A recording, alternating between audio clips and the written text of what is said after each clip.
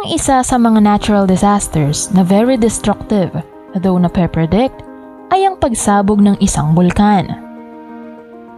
Minsan nang nagwasak at naglibing ng buong bayan ng Pompeii noong 79 AD.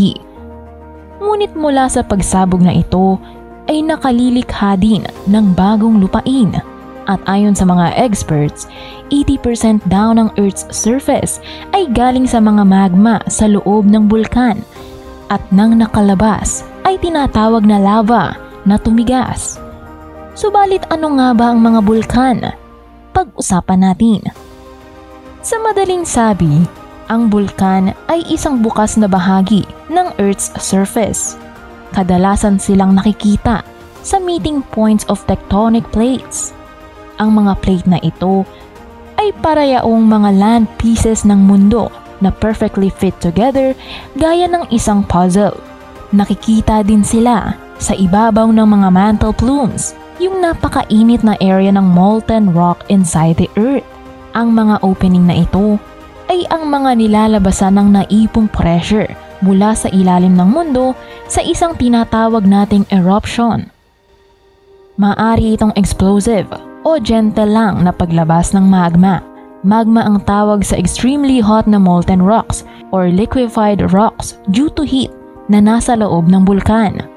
Lava na ito kapag nakalabas na sa bulkan, umaabot sa 1,250 degrees Celsius ang temperatura ng lava.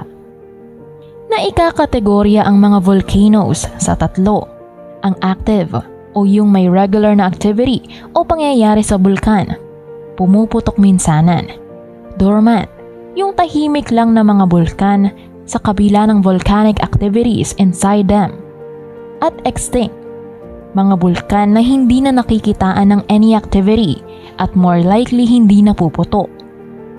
Ayon naman sa hugis, ang mga bulkan ay maaaring i-classify na composite volcanoes o shield volcanoes. Composite ang kadalasan nating alam sa mga bulkan, parang cone-shaped na landmass with steep slopes. Shield naman yung relatively flat o walang mga matataas na slopes. May mga klase ng bulkang ito kahit sa ilalim ng tubig, sa ocean floor, at ilalim ng mga ice caps. And FYI, nasa iba't ibang lugar din sila sa solar system, sa mga planeta at other heavenly bodies. Sa mundo, may about 1,900 volcanoes na considered active at karamihan sa kanila ay nasa loob ng 40,000 kilometers na horse-shaped area sa Pacific Ocean na tinatawag ding Ring of Fire. Ang pinakamalaki ay ang Mauna Loa ng Hawaii. Sa kabila ng mapangwasak na kalikasan ng mga bulkan, kagaya ng Mount Vesuvius noong 1780, Mount St. Helens noong 1980 at ng Mount Pinatubo noong 1991, nakalilikha din ang mga bulkan ng malalawak na lupain of nutrient-rich soils na maayos sa pagpapatubo ng mga crops. Kaya kahit pa sa banta ng kaligtasan, mayroong mga tao, mga farmers na naninirahan at nagbubungkal sa mga slopes ng mga bulkan. May mga lugar na famous dahil sa kanilang mga prutas at mga landscapes dahil sa mga activities ng mga aktibong mga bulkan. Isang perfect na halimbawa nito ay ang Islands of Hawaii. Patuloy pa rin itong lumalaki dahil sa araw-araw na pagdaloy ng lava sa dagat.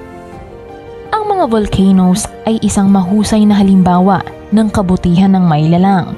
Hindi man natin lubos na maintindihan ang destructive na aspeto nito, sa huli ay mapagtatanto nating mabuti pa rin. Sapagkat perpekto ang lumikha, perpekto din ang mga nilikha. At sa tulong ng science, unti-unti nating natutuklasan ang mga kabutihan ng mga pangyayaring ating kinatatakutan at masasabi nating walang mali sa kanyang wonders of creations.